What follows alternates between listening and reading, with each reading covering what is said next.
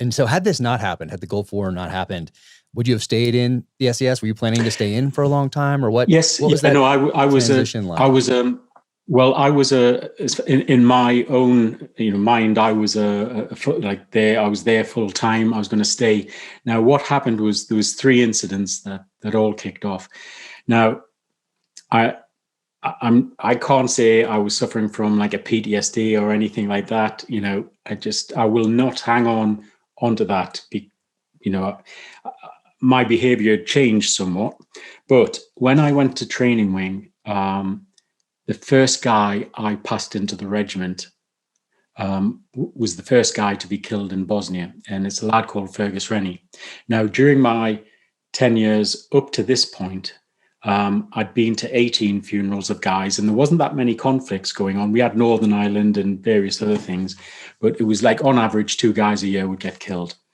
And then you would miss your mate if he died. In fact, my first deployment, within a month, I'm giving my staff sergeant the kiss of life, and he died.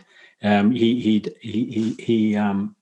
was involved with an accident. I'm trying to revive him, but he died on me. Now you mourn them, you have the funeral, and then you move on, because I think we had this sense of, we're doing this as a job, and that it can happen to any of us. But when I was on training wing, young Fergus, as I say, was the first soldier I passed into the SAS. I knew I could look into his soul because I knew him that well. And it was nearly, when I got the phone call to say he'd been killed, it was like losing a child, or what I would have said was like losing a child. And that had a negative effect on me. And I started questioning, should I be here?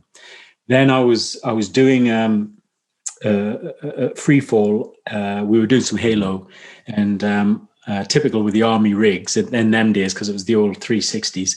I deployed and ended up with a bag of washing above my head, and I ended up coming to earth a little bit too fast, and broke my ankle and my vertebrae. And they said, you'll be flying a desk for, probably at least 2 years. And I thought, I didn't join the regiment to be, behind a desk. And then at the same time, I was offered a job running Stavros Niarchos's personal security. Now, at the time, it was before the tech billionaires came about. He was the 2nd richest man in the world.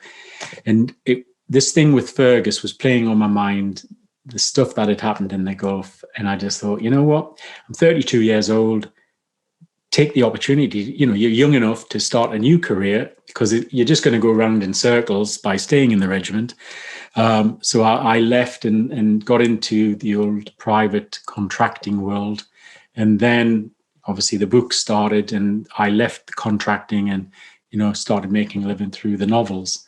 But nothing was ever planned. I mean, it was just good luck, I had some good luck, or somebody was looking after me. Yeah. Well, you've been, it's amazing what you've done since leaving the regiment, what you've passed on, the lessons you've passed on, some of the history that you've done, some children's books that you've done. It's amazing.